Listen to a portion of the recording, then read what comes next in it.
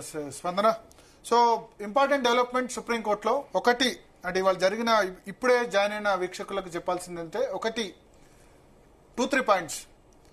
Judgement ని reserve చేసింది. ఫిరాయింపు ఎమ్మెల్యేల కేసుకు సంబంధించి ఇంకా అత్యున్నత న్యాయస్థానం జడ్జిమెంట్ రిజర్వ్ చేసింది. తీర్పు స్పీకర్ ను ఆదేశించవచ్చు, ఆదేశించకపోవచ్చు. ఆదేశించింది అనుకోండి 2 నెలల్లో, వీళ్ళు అడిగినట్టు 2 నెలల్లో లేదా 3 నెలల్లో లేదా 6 నెలల్లో అని చెప్పింది అనుకోండి, ఫస్ట్ టైం ఒక క్లియర్ డైరెక్షన్ ఇచ్చినట్టు సుప్రీంకోర్టు.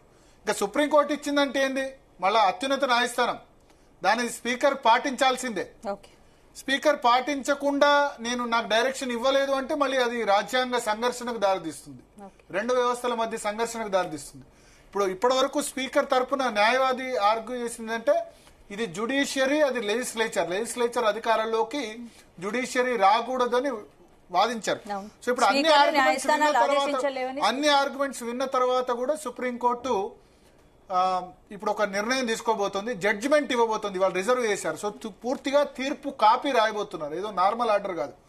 స్పీకర్ సంబంధించిన న్యాయవాది కూడా 10 రోజుల్లోపు పూర్తిగా వాళ్ళ ఆర్గ్యుమెంట్స్ రిటర్న్ గా ఇచ్చిన తర్వాత జడ్జిమెంట్ రాస్తారు. జడ్జిమెంట్ రాసిన దాన్ని మిగతా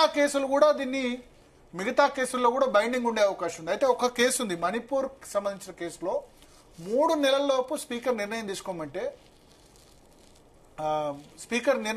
ఆదేశించింది. మణిపూర్ కు సంబంధించిన కేసులు, ఉత్తరప్రదేశ్ సంబంధించిన కేసులు ఉన్నాయి, మహారాష్ట్ర కేసులు ఉన్నాయి. సో మహారాష్ట్ర కేసులో కూడా రీజనబుల్ టైం లోపు నిర్ణయం తీసుకోవాలని చెప్పింది. రీజనబుల్ టైం అంటే ఎంత అని చెప్పలేదు, బట్ వాళ్ళు కరెక్ట్ గా మళ్ళీ ఎలక్షన్స్ జరిగే సమయంలో మహారాష్ట్ర స్పీకర్ నిర్ణయం తీసుకున్నారు. సో ఇప్పుడు ఈ కేసులో కూడా ఇదే చెప్పింది. ఎప్పుడు అంటే స్పీకర్ రీజనబుల్ టైం అంటే 2028 వరకు తీసుకోరు, అట్లే వదిలేయమంటారా?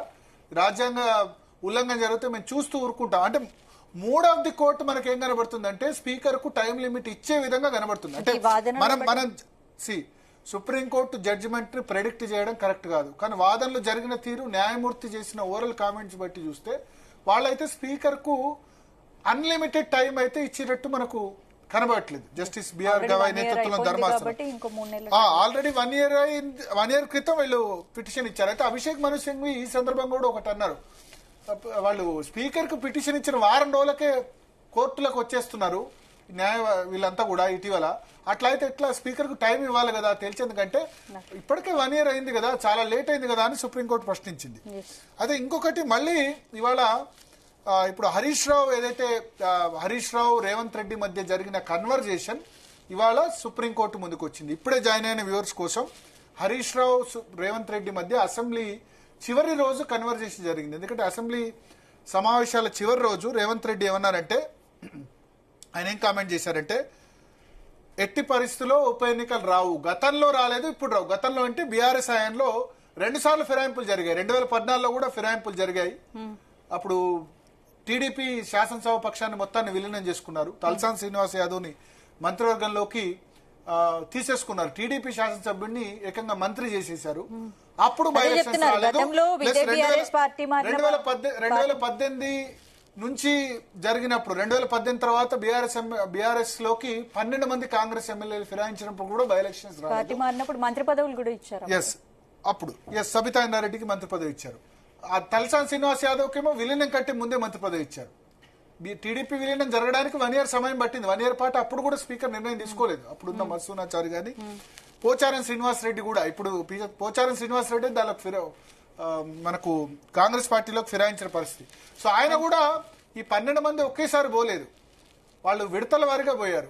కానీ విడతల వారిగా పోయిన తర్వాత 6 నెలల లోపు విలీనం యాక్సెప్ట్ చేశారు, స్పీకర్ బులెటిన్ ఇచ్చారు.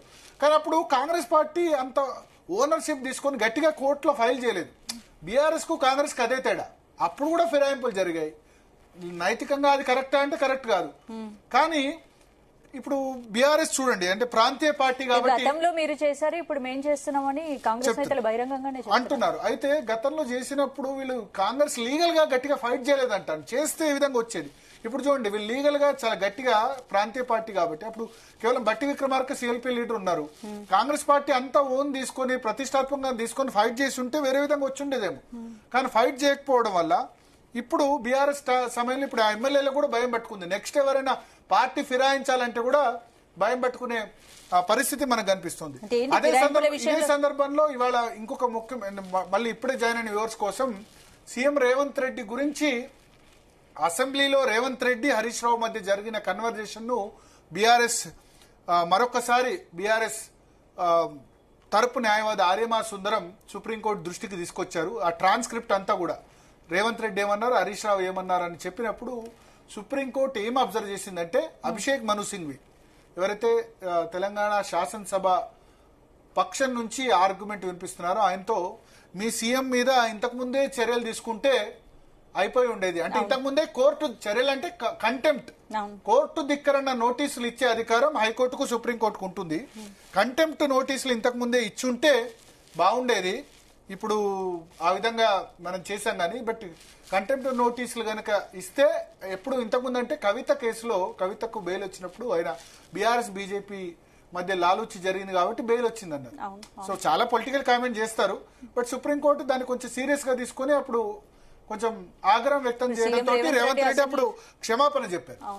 సో ఇప్పుడు అప్పుడే మేము కంటెంప్ట్ కోర్టు క్షమాపణ చెప్పినా సరే కోర్టు ధిక్కరణ నోటీసులు ఇచ్చుంటే బాగుండేది, ఈ విధంగా జరిగేది కాదని ఇవాళ మళ్ళీ ఒకసారి కామెంట్ చేసింది. ఇది ఓరల్ కామెంటే, కంటెంప్ట్ కోర్టు ధిక్కరణ నోటీస్ ఇవ్వలేదు, ఏమి ఇవ్వలేదు. But supreme court just oral comment observation. ఏదేమైనా హరీష్ రావు రేవంత్ రెడ్డి మధ్య శాసనసభలో జరిగిన చర్చ ఇవాళ మరొక్కసారి సుప్రీంకోర్టు ముందుకు వచ్చిందని మనం అనుకోవచ్చు. స్పందన రైట్ భరత్, ఇక నెక్స్ట్ టాపిక్